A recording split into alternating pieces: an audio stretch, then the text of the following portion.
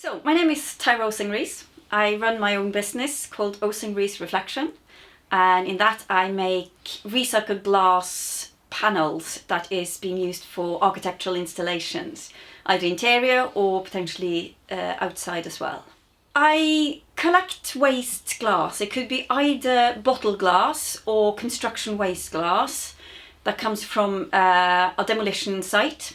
And I take them back to my studio, which I clean and process, and the glass is then being remelted or fused into a big sheet of panels. So these panels can then be used into different product, which is either wall panels or can be light penetration, so you can have light screens or privacy screens. I can use it into light shades, tilings. And they also can make water jet cut awards and bespoke smaller items as well.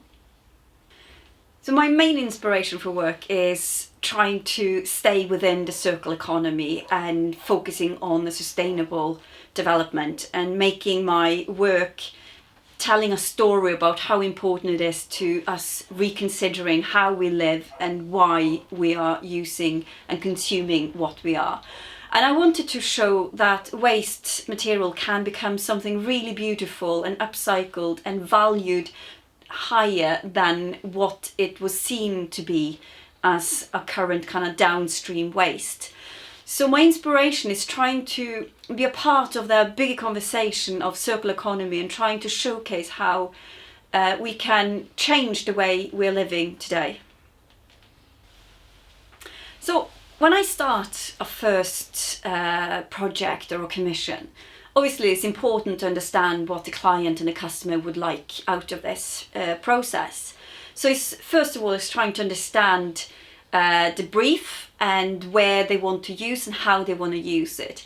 And then it's sitting down and discussing outcomes and processes in the way that the project going ahead.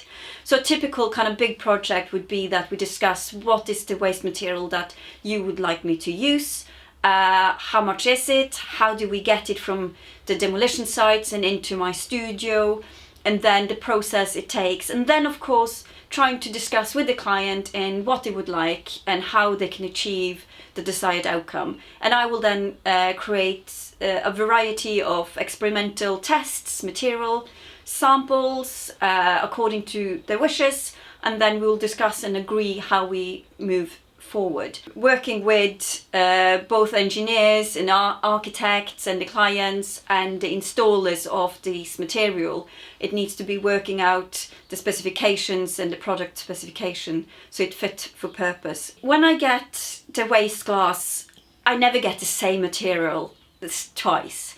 So every time I get material into my studio, it needs to be tested to see how it reacts to the processes I use. I'm using kiln, I'm using heat between 800 and 900 degrees in the kiln to kind of remelt the glass or make the glass fuse and tack together, but not so melted that it becomes one homogeneous mass of kind of molten glass.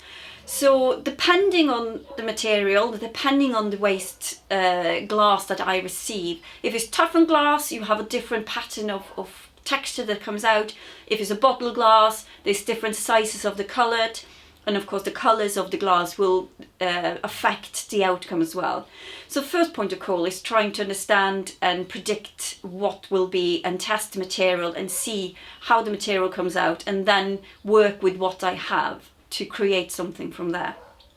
I love working with the glass. I love being in a studio. I love making, and even the washing of bottles is quite therapeutic, where you can sit and think about things and you're still doing a job but you have time to think and allowing that process of mind and creativity just flow through. So I really enjoy that part of it, although it could sound quite boring and repetitive. It's part of kind of the creative process.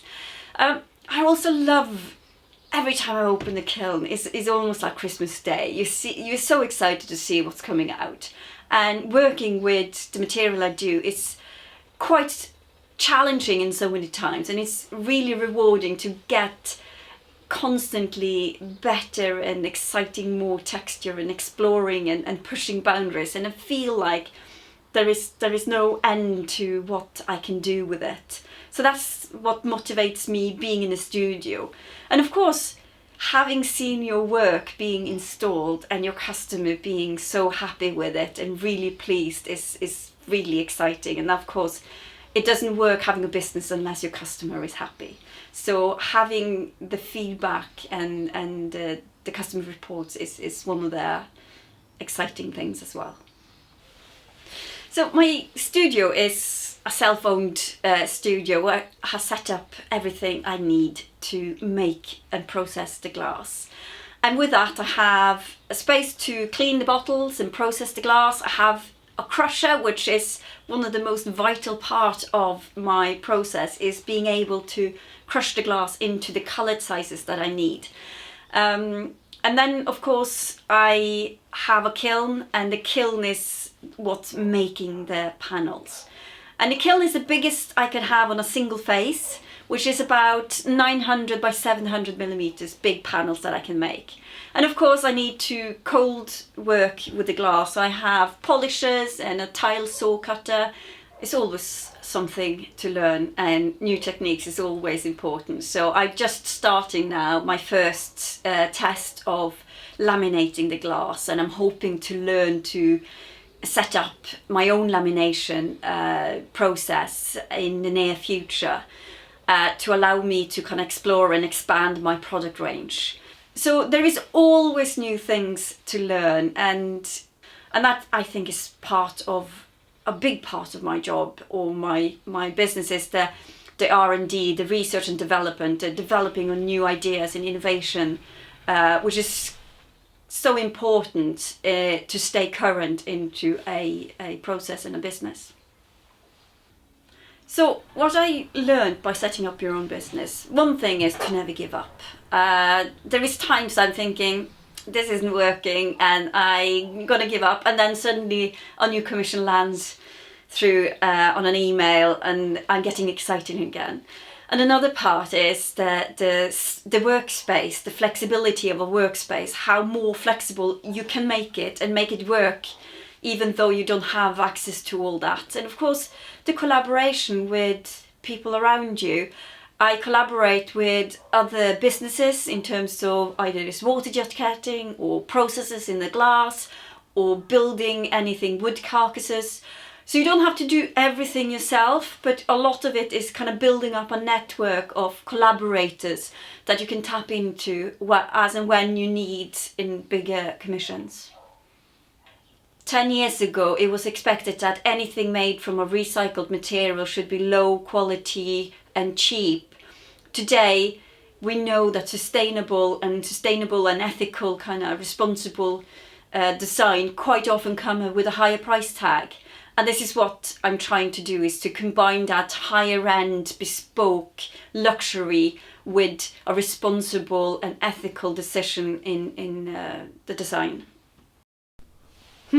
My aspiration, first of all, I have a fairly small studio today, and obviously I would hope to take on a bigger space. I hope also to be able to employ people to join me as a team to make and create more design.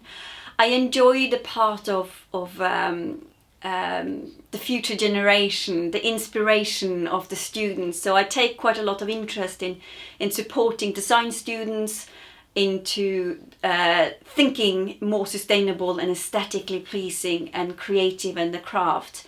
So I think in my case, it's trying to combine my passions in sustainability, science and art, and trying to showcase how this can actually become a sustainable business, both financially, but also sustainably, culturally and ethically.